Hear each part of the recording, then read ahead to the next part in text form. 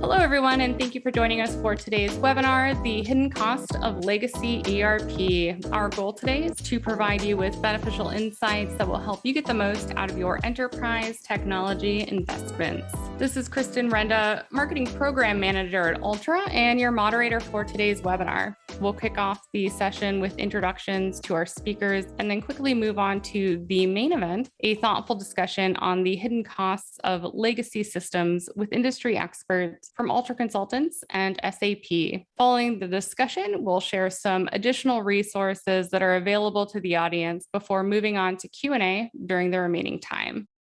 I'd like to take a brief moment to let you know that Ultra Consultants is serving as your host and tell you a little bit more about who we are. Since 1994, manufacturers and distributors throughout North America, as well as companies with global operations, have teamed with Ultra as trusted advisors and industry best practice experts to guide them through their business process improvement and enterprise technology transformation journeys. As independent ERP consultants, our team is part of our clients' organization, working shoulder to shoulder with ERP project teams throughout the country. Being a vendor-independent consulting firm means two main things. First, we are your partner for guiding you in your vendor education and selection, and that's where we help you get to know in depth the enterprise software vendors and implementation practices that are best for your company and your unique project needs. Second, we are also your partner for helping you discover how to make improvements throughout your organization using your chosen technologies. Please feel free to reach out to me if you'd like to learn more about Ultra, or you can visit us at ultraconsultants.com.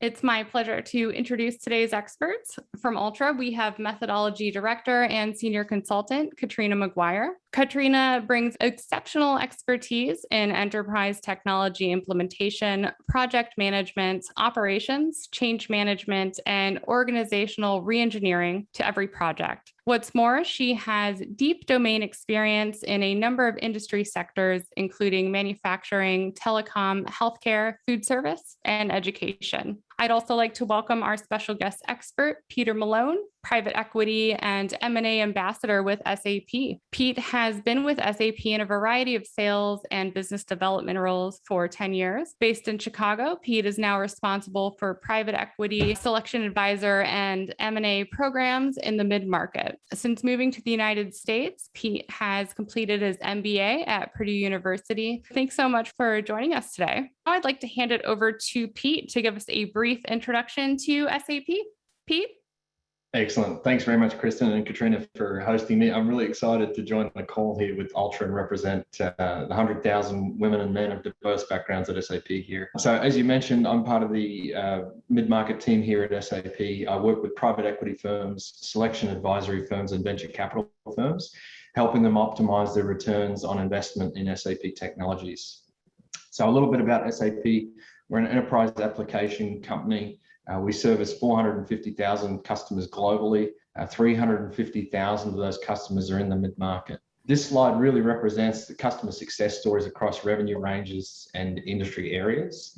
If I give a little bit of a background here about why customers choose SAP and some of the value that SAP brings, I like to think of it based on multiples. So as the customers are looking to assess SAP technologies, they're looking at multiple sites, multiple countries, operating in multiple currencies, and really they're after multiple digit growth. So I'll just pause there and hand back to Katrine. Thank you. Good afternoon. Today, Peter and I are discussing the hidden costs of staying on legacy ERP systems and the value that innovations in the ERP space have had recently that allow you to create year-over-year improvements to your customer experience, employee productivity, and ultimately to increased corporate value. To begin the conversation, we need to clarify what we mean by legacy technology. The easiest way to describe a company using legacy software is one who has an ERP system that is used primarily to record and report on financial transactions. There may be many other homegrown and packages that support other functionality of the company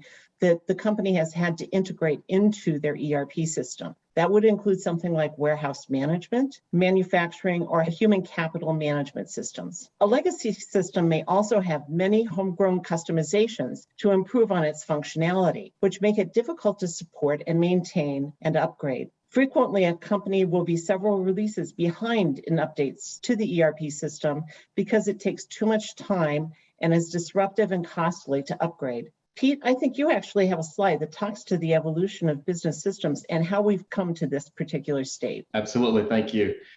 So I guess my definition here from the SAP side, it would be about legacy technology isn't technology that helps add any value to your business. Some of the markers of that, the technology is not intelligent, it isn't integrated, and it isn't flexible enough to meet today's business requirements or the business requirements of the future. So if we look at this slide here, this slide really is about the evolution of business and SAP's evolution of how we've moved towards the intelligent enterprise for our customers. So the intelligent enterprise is really about embedded machine learning, it's artificial intelligence, it's embedded RPA into our core products. With these changes, we've also had to change the way that we deliver value to our customers and implement these systems. We're now setting up these core systems in months, not years. And Katrine, I'll hand it back to you. I wanted to ask about what the Ultra vision supporting trends in business needs. Well, one of the things that we have seen is that business needs have to be supported by changes in technology. And this has forced technology to change in the way that you've described. The speed of information is forcing businesses to move from recording transactions after the fact to needing the information and related transactions just in time or at the time of the occurrence. Labor costs and demand are pushing companies to look at technology for improvements in productivity. The customer experience is also becoming a major factor in deciding what business provider you're going to use for the products that you use in your business. Modern system providers are rapidly innovating their products to meet the demand. Pete, can you give us an idea of how SAP is moving in technology to support the business needs? Yeah, absolutely. So if we look at our implementation approaches, maybe that's a good place to start. We've moved from business best practices into rapid deployment of pre-configured packages and then right into the intelligent enterprise. That was a great overview of SAP's approach of how they're supporting the business needs. One of the other business trends that we have seen is caused by COVID-19. During the pandemic, many of our customers saw an increase in orders. However, there was a lot of disruption in the supply chain. And this has kind of emphasized the need and the importance of having good information to evaluate how best to source their production and information to control the logistics to get their purchased parts in time in order to meet their sales demand. Pete, being one of the tier one vendors, I'm sure you've already worked out a solution on this, right? Absolutely. Yeah, thanks, Katrina. So this slide here is the intelligent enterprise slide from SAP. So we've talked a little bit about some of the legacy issues and costs that have come up with a legacy ERP system. If you look at the slide, what it describes is the intelligent enterprise. And so an intelligent enterprise customer for SAP is one that achieves breakthrough outcomes. The markers here, they do more with less and they empower their employees. They deliver best-in-class customer experience. They invent new business models and invent new revenue streams. So the framework you're looking at here for the intelligent enterprise consists of three components. It's the intelligence suite that automates business processes as much as possible. It's a digital platform, and that's to facilitate the collection, the connection, and the orchestration of data. And then intelligent technologies that enable customers to leverage their data. And they leverage the data to detect patterns, they predict outcomes, and then the system suggests automatic action. Again, I'll plug SAP here and say we're uniquely positioned to help customers on this journey off legacy ERP to the intelligent enterprise.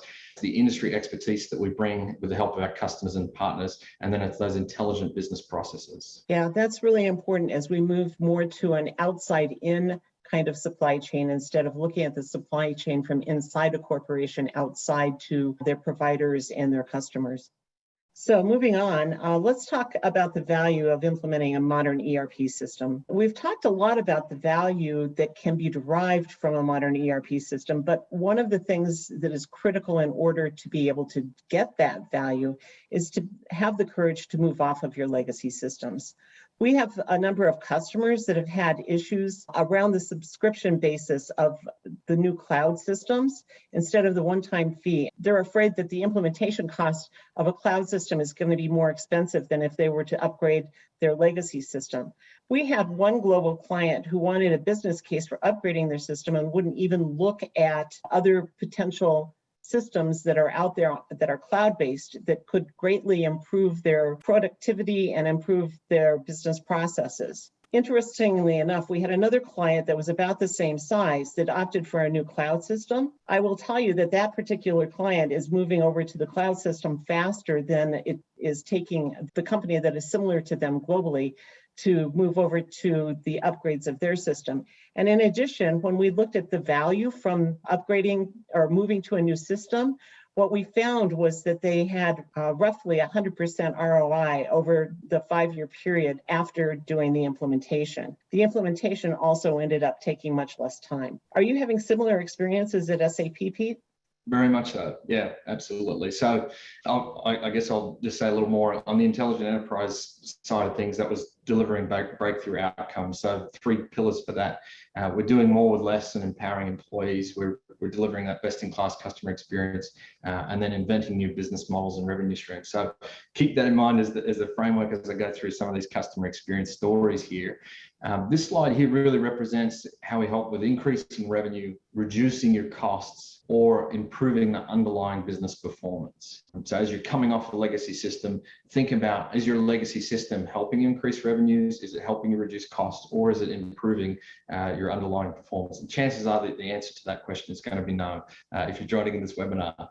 So if I talk about increasing in revenue, we had a situation just recently. I worked with private equity firms, as I mentioned.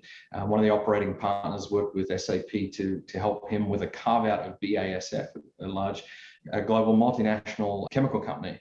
And another example of that, Nestle Waters. So both of these companies, as they came out of these global parents, they effectively overnight, through help with this private equity firm, became new mid-market customers. And so in the example of increasing revenue here, the BASF team were live on a new ERP system, had no legacy processes that were overhanging from that other business that they carved out of in under 5 months. So this whole new ERP platform will be a platform for integration and growth for this business. Another example, we're proud to call Moderna a customer of SAP. We met with their CFO recently. He was joined in a call with our private equity operating partners, and he was describing how he was able to help his business growth and stabilize operations for Moderna through his SAP implementation. And so SAP for Moderna helped them set up operations in US and overseas and very quickly respond to that incredible increase in demand. Maybe 2 more stories and then I'll hand back here. So Heartland Dental, Katrine, you heard her mention about the COVID-19 crisis and how some of the Ultra customers were responding to it. Heartland Dental for SAP has a wonderful story around how they were able to respond to the COVID-19 early stages of shutdowns and lockdowns state by state. They're a US-based organization, operations nationally. Their ability to have agility and flexibility through their core systems meant that they could move personal protective equipment around the US to different states, to different offices that had relaxed or different lockdown requirements, so those offices could remain open.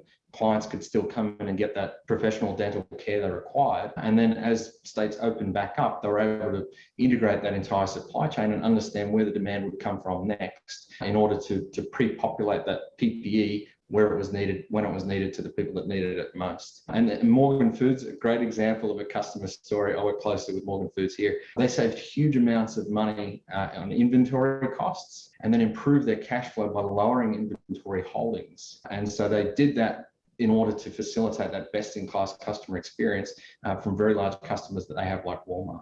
Those are really great examples, Pete. I think we've talked a lot about the hidden costs of legacy ERP systems, and those are great examples of how you get value that overcome any costs that people might be afraid of in going to a new modern ERP system. And I think the intelligent enterprise model from SAP is also a very interesting architecture that's used to support the supply chain, both inside and outside in, for our customers. One of the things that I think is still outstanding is how expensive it can be to move to a new SAP system. Pete, doesn't SAP have a program that can help with that? Absolutely, yeah, we do. So 2 programs come to mind. The first one is RISE. So we deliver this intelligent enterprise through a suite of applications.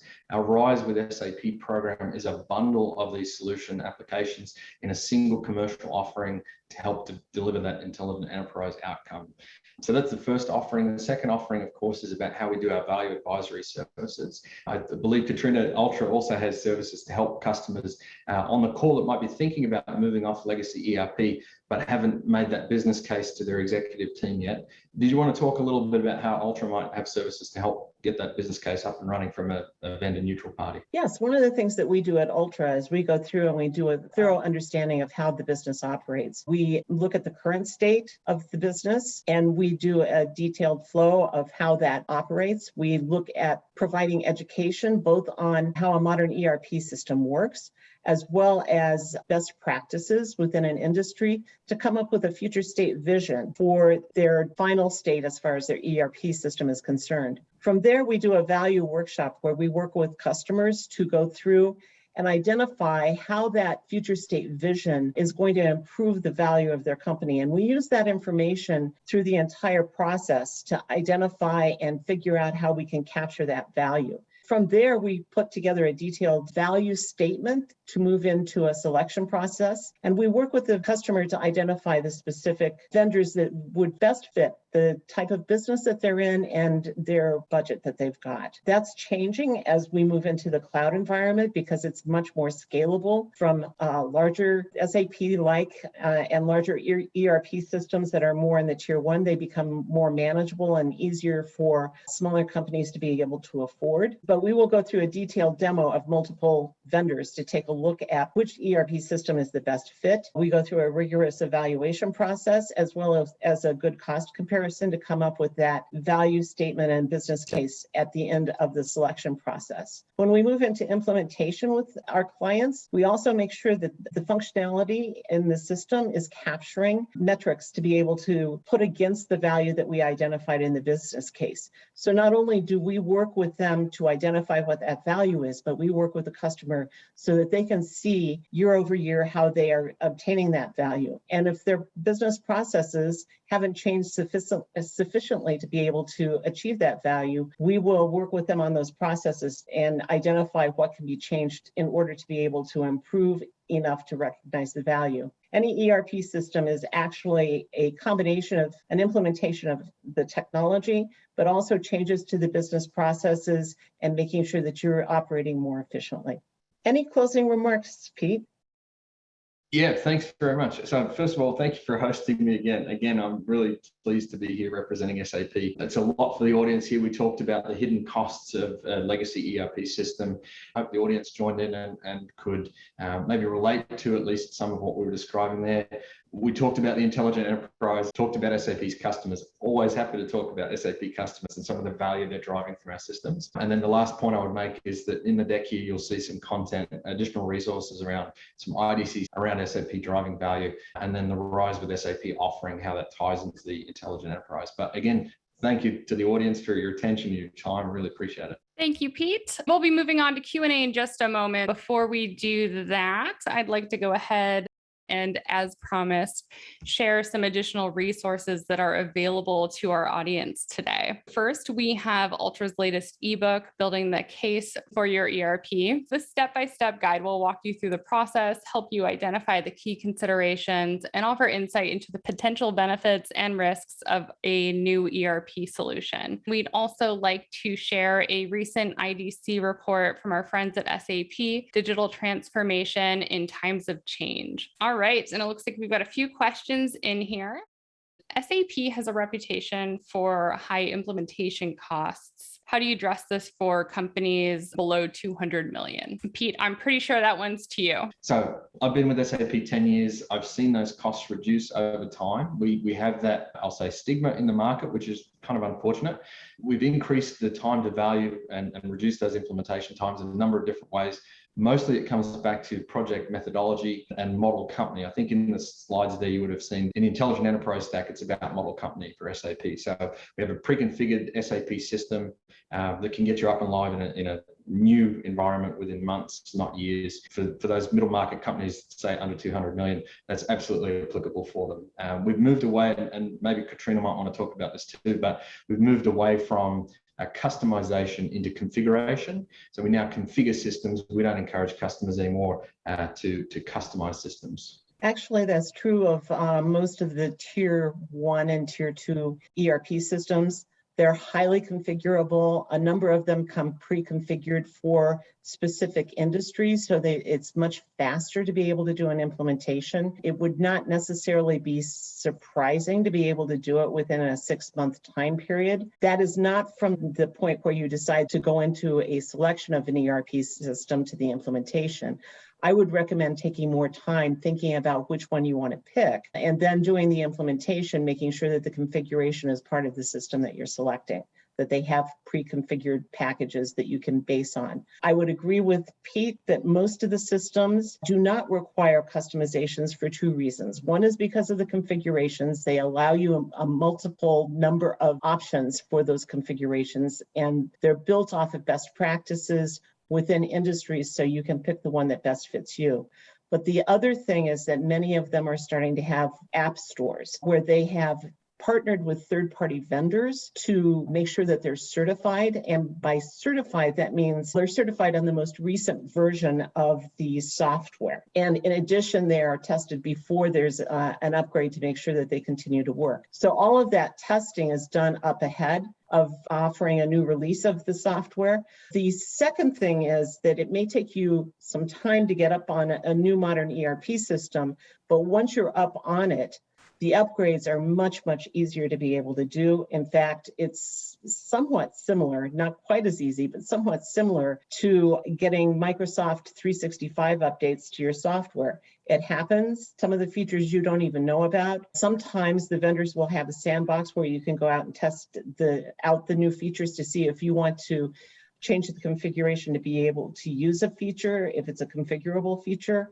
So there's a lot of advantages to moving to a new ERP system. It does not take as long as you did for anything that you were doing on-prem. You don't have to buy hardware. It's a much simpler process. It's a much speedier process. So we've got a couple of minutes left. We did get a question in about implementing add-ons in Ultra as far as our ERP system. So I was hoping, Katrina, could you talk to Ultra's independence and how we work with software vendors? So when we work with you, we go through and we really identify what your needs and your requirements are so that we can come up with a selection of vendors for you to take a look at. We recommend that we start with a larger list that's usually somewhere between 4 and 5 vendors that we do a short demo with. It's usually about a 2-hour demo that is of key requirements so that you can compare and contrast them and pick the 2 finalists that you want to work with. Then we'll go through and we'll do a detailed demo where we spend about 2 days showing you all the features and functionalities